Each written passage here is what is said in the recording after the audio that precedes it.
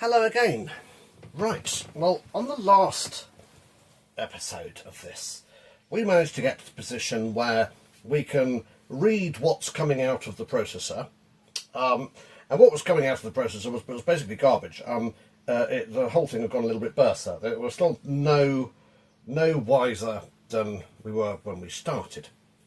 So one of the reasons it could be doing that is because it is expecting to read data in, and there's nothing connected to the data. I mean, the Arduino is, but the Arduino is not actually interacting with the processor at all. It's just reading it.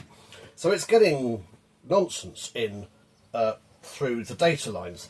And I guess one of the ways we could try and persuade it to behave itself is to give it a consistent instruction. So that's what I'm going to do. I'm going to give it one single instruction. And so I'm going to do that with some resistors. So if I start putting in some resistors like this.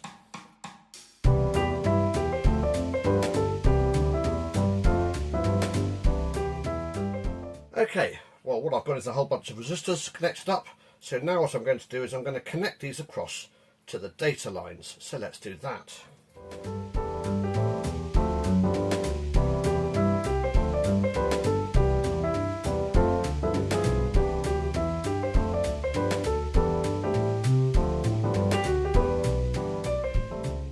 Okay, let's have a look at what I've done. So, I've got these resistors connected either high or low, and they're going to drive these pins. Now, the reason I've put in resistors is because the processor can either write to the data or it can read from the data bus. Okay, if it tries to write, it's going to try and set these to different voltages, and if it sets one of these lines to 5 volts and then I've connected it to 0 volts, I'll have an uninterrupted line from 5 volts to 0 volts, which, if you remember right back at the beginning, we said was a bad thing, and in fact would cause rather a lot of current to flow and may well cause some magic smoke to come out of the processor. So if I put these through these resistors, it will slow everything down and make sure it's fine.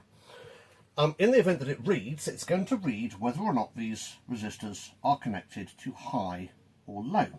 And if you have a look, they are connected to high, high, high, low, high, low, high, low. Okay.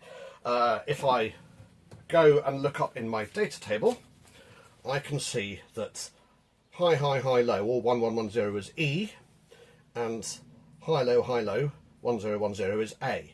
So it's going to read the bit EA into the processor.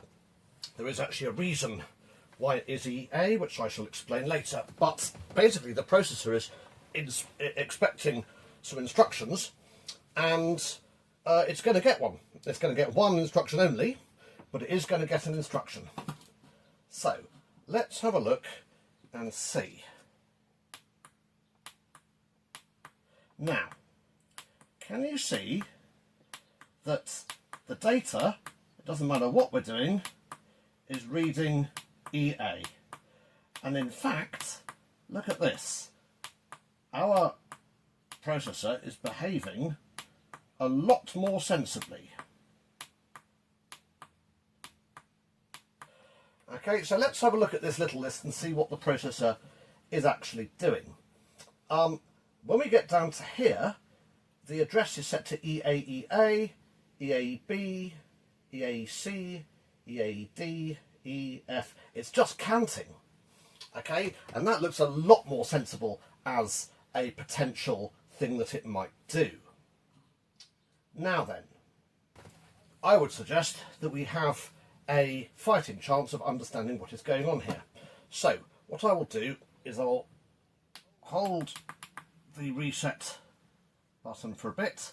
I will clear the monitor, and then we'll go and have a look at what it says the effect of pressing reset should be.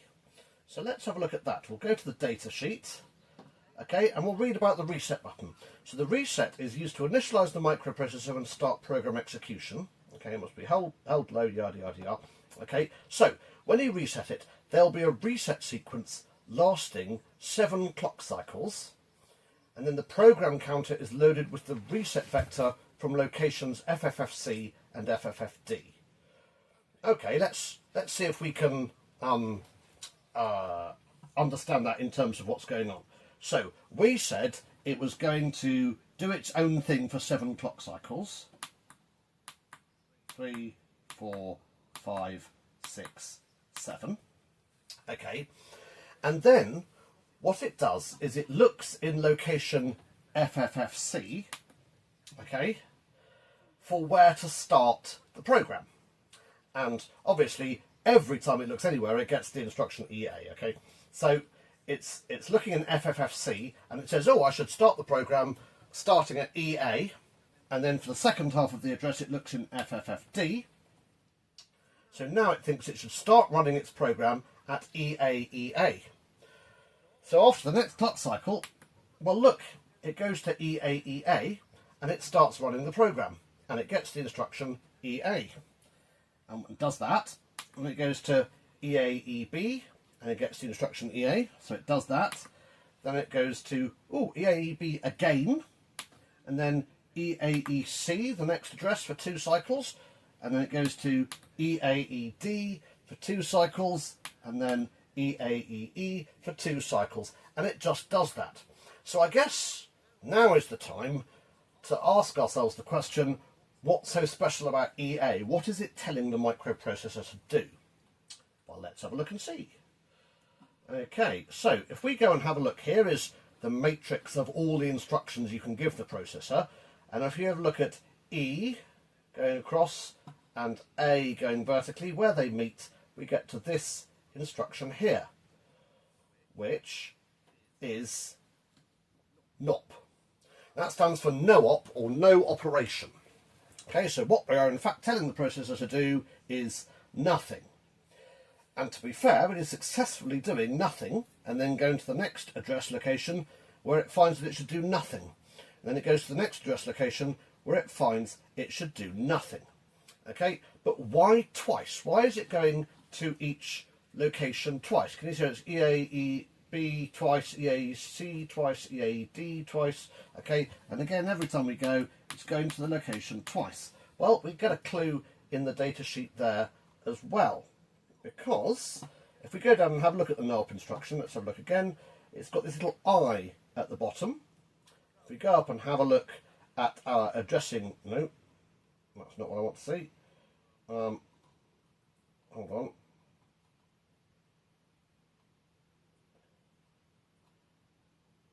Yes, at our addressing mode table. Okay, and I means that it's implied. I don't know what that means, but on our chip, the W65CO2, okay, you can see it takes 2 clock cycles. So whatever the do nothing instruction is, it takes 2 clock cycles to do. And look, it's taking 2 clock cycles to do. So this is, in fact, a program. I mean, admittedly, it's not a very good program, but it is a program. It's a program that does nothing forever and ever and ever. And that is because, going back to the board, you can see we've programmed in 1 instruction, the do nothing instruction, and 1 instruction only. Well, what if we could program more than 1 instruction?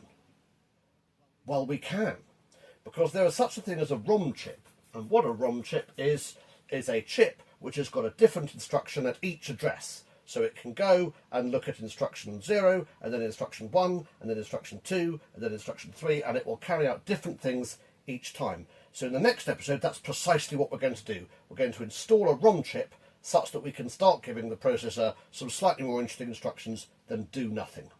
I shall see you next time. Goodbye.